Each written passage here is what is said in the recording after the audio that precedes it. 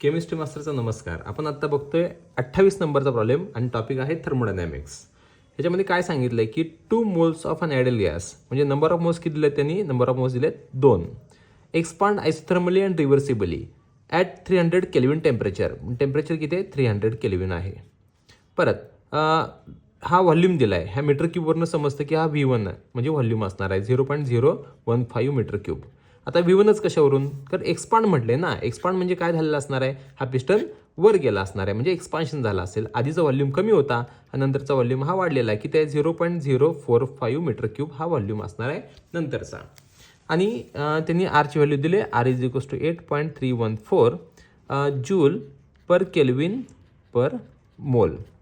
आता हा data given आहे, मग आपण काय करायचं, टू फाइंड, काय फाइंड आउट करायचं आहे, तर W max is equals to question mark.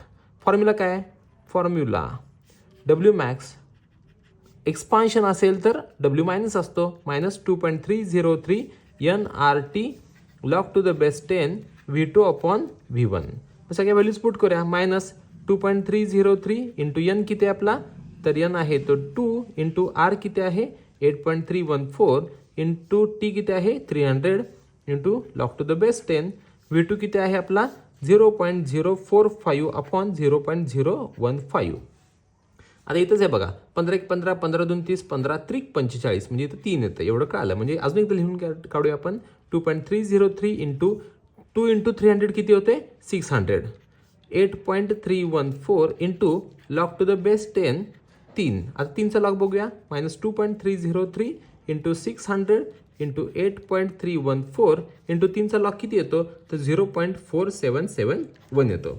आता परत याचा लॉग, याचा लॉग, याचा लॉग आणि ह्या चौघांचा लॉग बघावा लागेल आणि त्याची सम करावी लागेल. मग किती येतो बघा, याचा लॉग येतोय 0.3623 प्लस 600चा लॉग 2.7782 प्लस याचा लॉग 0.9198 प्लस याचा लॉग 12.6786. त्या सगळ्यांची सम करावी लागेल. याची सम किती येते 9837.3. आता त्याचा अँटीलॉग बघावा लागेल. 73चा 8 9 मध्ये अँटीलॉग बघायचा. मग 73चा 8 9 मध्ये अँटीलॉग किती येतोय, तर तो येतोय 5481. आता इथं बोट ठेवायचं, इथं 3 आहे म्हणजेच 1 2 3 3 डिजिट पुढे सरकायचं, म्हणजे हा आन्सर आला. म्हणजेच W max is equals to minus 5481 joule, हे आपला W max आला. Work done by the system on the surrounding. हा 28 नंबरचा प्रॉब्लेम होता थर्मोडायनॅमिक्स मधला. थँक्यू.